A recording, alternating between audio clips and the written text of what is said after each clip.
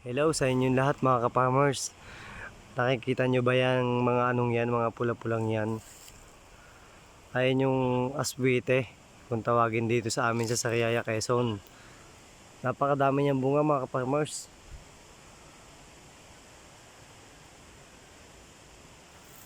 Ito yung inilalagay sa sa mga gulay, pwedeng sa karne. Ayan. Titingnan natin, ipapakita ko sa inyo.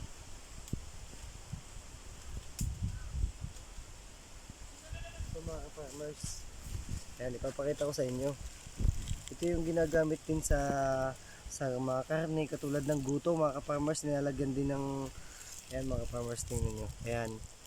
Ito yung ang paggamit lang nito sa karne, kaya sa guto for example yung inabanlian lang ito ng mainit na tubig tapos kukulay na. Ayun, ganun lang ang paggamit mga ka-farmers nito.